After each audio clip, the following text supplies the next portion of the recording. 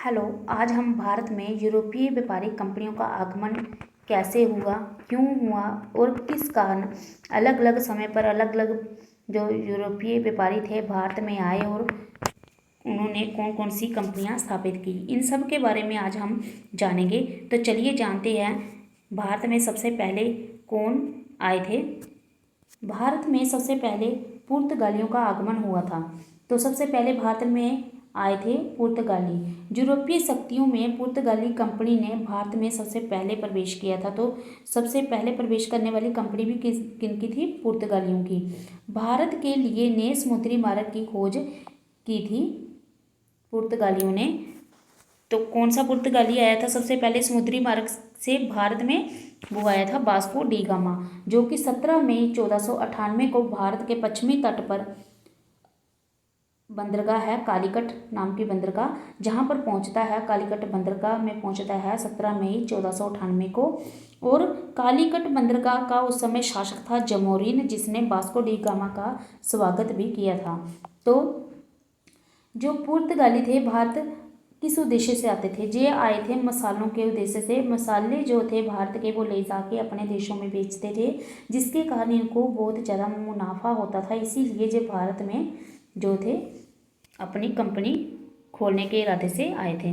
तो पहले हम जान लेते हैं कि कौन कौन सी कंपनियां आई थी और कब कब इन्होंने अपनी जो प्रथम फैक्ट्रियां थी, कौन कौन से जो यात्री भारत में आए थे और इन्होंने भारत में कब कब प्रथम फैक्ट्री अपनी स्थापित की थी।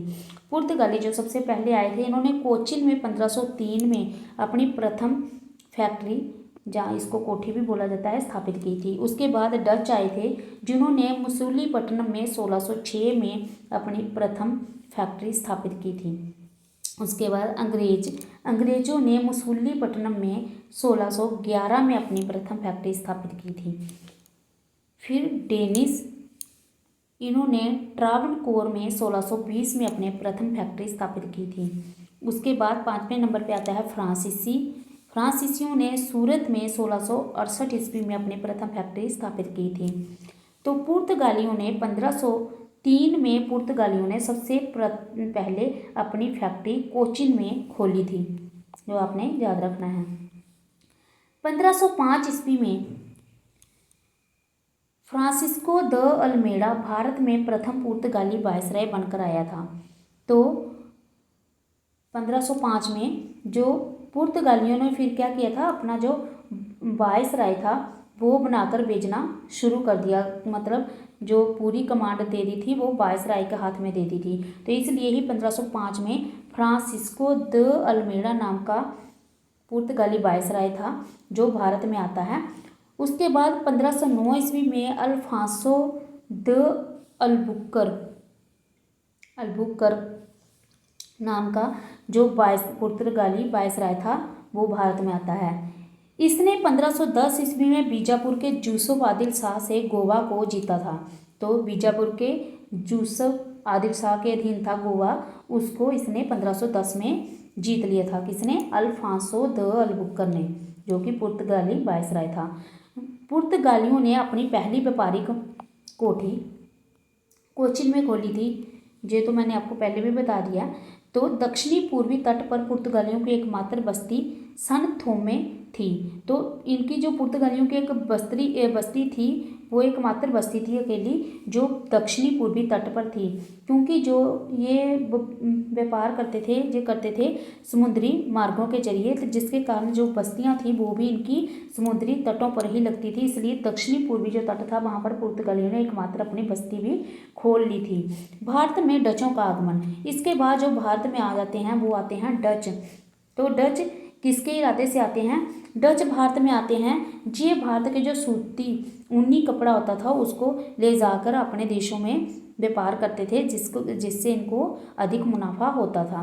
तो पहले तो इन्होंने इससे ही शुरुआत की थी, बाद में इन्होंने अपना व्यापार अलग अलग जो वस्तुओं के लिए बढ़ा लिया था।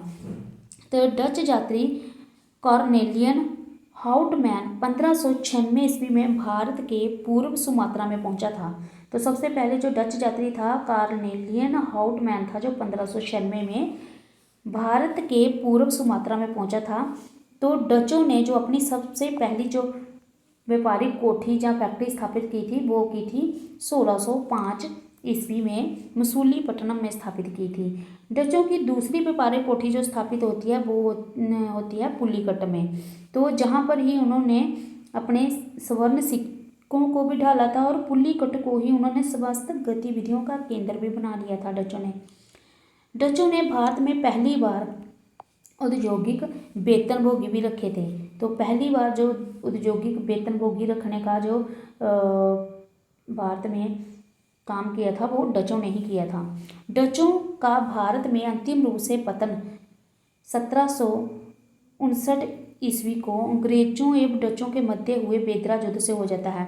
तो डचों का पतन कैसे होता है? 1759 में अंग्रेजों और डचों के मध्य बेदरा का युद्ध होता है, जहाँ पर अंग्रेजों द्वारा डचों को हरा दिया जाता है और डचों का पतन होता है।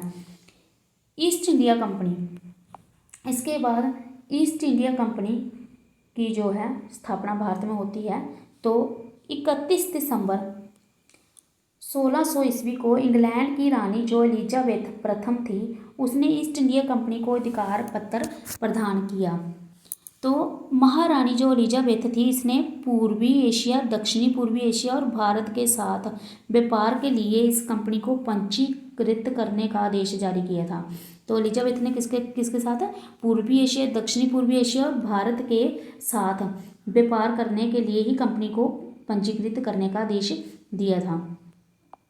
तो इस तरह 31 दिसंबर 1600 ईस्वी में इंग्लैंड की जो रानी थी एलिजाबेथ उसने ही कंपनी को अधिकार पत्र प्रदान किया था। तो प्रारंभ में ईस्ट इंडिया कंपनी में जो थे 217 साझीदार थे और पहला जो गवर्नर था वो था टॉमस स्मिथ था। ईस्ट इंडिया कंपनी का पहला गवर्नर कौन था? टॉमस स्मिथ था। मुगल दरबार में जो भी ये फैक्ट्रियाँ वगैरह स्थापित करते थे बाहर के जो यूरोपीय व्यापारी आके, उनको क्या था जो इधर के राजा होते थे उनसे परमिशन एक साथ की लेनी पड़ती थी। जैसे मुगल दरबार में उस समय औरंगज़ेब का शासन भी चल रहा था, तो जहांगीर का था, तो उनसे ये परमिशन लेके उनसे आगे लेके ही अपनी जो फैक्ट्रियाँ स्थापित कर पाते थे। मुगल दरबार में आने वाला प्रथम जो अंग्रेज़ था वो था हॉकिंस था, जो सबसे पहले मुगल दरबार में आया था।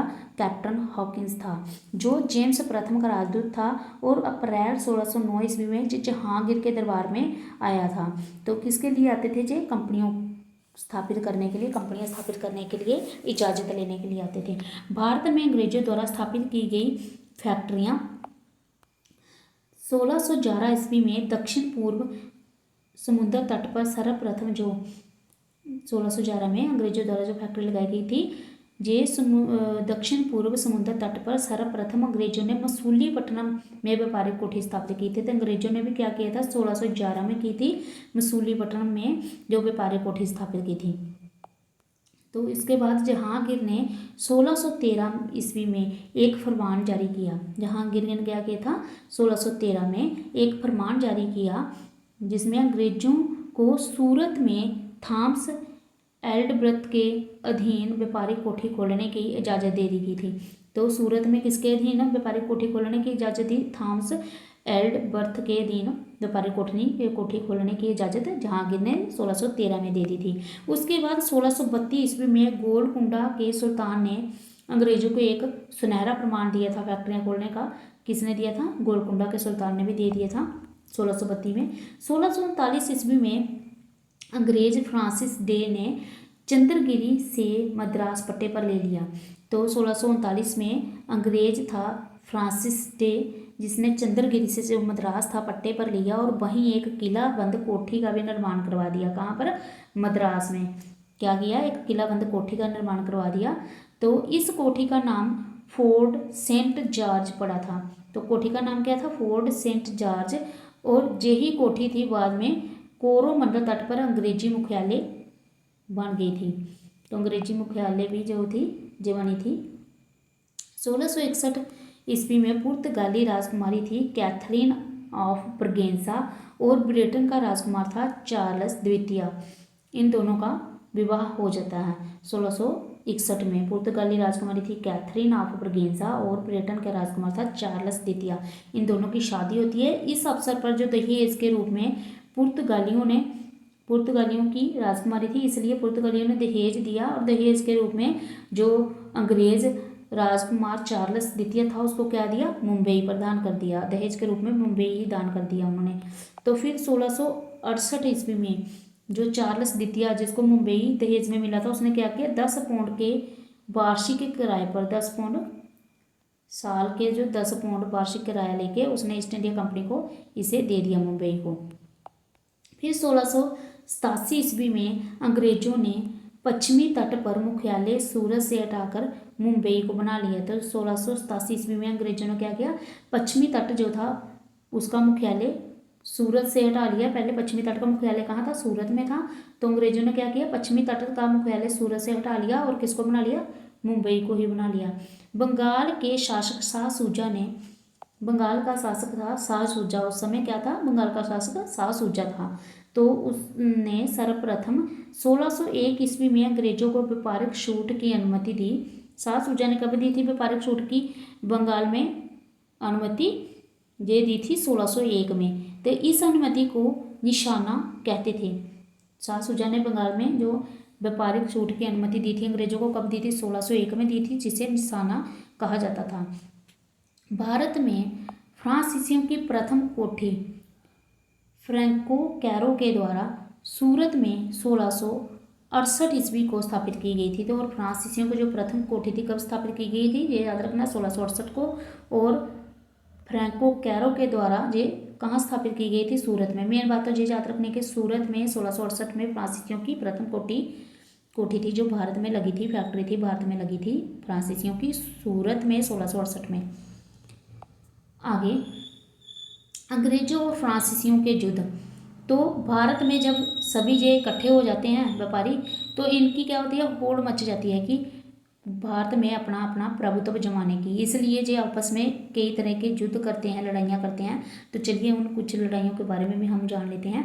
सबसे पहले है प्रथम कर्नाटक युद्ध।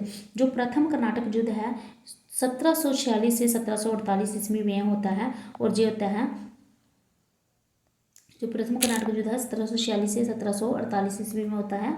और ये युद्ध होता है फ्रांसीसियों और अंग्रेजों के बीच, फ्रांसीसी और अंग्रेजों के बीच ये युद्ध होता है। तो इस युद्ध में जो उत्तराधिकार युद्ध से, ये ऑस्ट्रिया के उत्तराधिकार युद्ध से प्रभावित था। ये जो युद्ध था ये ऑस्ट्रिया के उत्तराधिकार युद्ध से प्रभावित था। कौन सा, प्रथम कर्नाटक युद्ध जो था ये प्रभावित था ऑस्ट्रिया के उत्तराधिकार युद्ध से। पर 1748 ईस्वी में हुई ए ला सापल की संधि के तहत ये प्रथम जो कर्नाटक युद्ध था ये समाप्त हो जाता है। तो ये होता किसके किसके बीच में है, जो प्रथम जो कर्नाटक युद्ध है ये होता है ब्रिटिश ईस्ट इंडिया कंपनी और फ्रेंच ईस्ट इंडिया कंपनी के बीच। किसके किसके बीच, ब्रिटिश ईस्ट इंडिया कंपनी और फ्रेंच ईस्ट इंडिया कंपनी के बीच होता है। और 1748 ईस्वी में जो सापल की संधि होती है, ये ला सापल की संधि, वहाँ पर ये कर्नाटक युद्ध समाप्त कर दिया जाता है। तो इसके अलावा फिर दूसरा कर्नाटक युद्ध भी होता है, ये भी होता है 1749 से होता है 1754 ईस्वी तक। जो 1749 से 1754 तक होता है जो दूसरा कर्नाटक युद्ध होता है। इस युद्ध में फ्रांसीसी गवर्नर डुप्ले की हार हो जाती है और उसे वापस बुला लिया जाता है। इस युद्ध में क्या होता है, फ्रांसीसी गवर्नर था वो डुप्ले था, उसकी हार होती है तो उसे वापस बुला लिया जाता है और उसकी जगह पर गोडेहू को भारत में भेजा जाता है और फ्रांसीसी गवर्नर बना के। तो पांडिचेरी की जो संधि थी, इस युद्ध का जो विराम मिलता है, कब मिलता है, पांडिचेरी की संधि होती है जनवरी 1755 में, जिसमें इस युद्ध को विराम मिलता है। तो दूसरा युद्ध जो था कर्नाटक, जो दूसरा कर्नाटक युद्ध था जे अंबूर की लड़ाई, जो अगस्त 1749 में बेलोर के पास फ्रांसीसी और अंग्रेजों के बीच हुई थी, लड़ी की थी, तब होता है। इसे बेलूर की लड़ाई भी कहा जाता है, जो 1749 में बेलोर के पास जो फ्रांसीसी और अंग्रेजों के बीच लड़ी गई थी।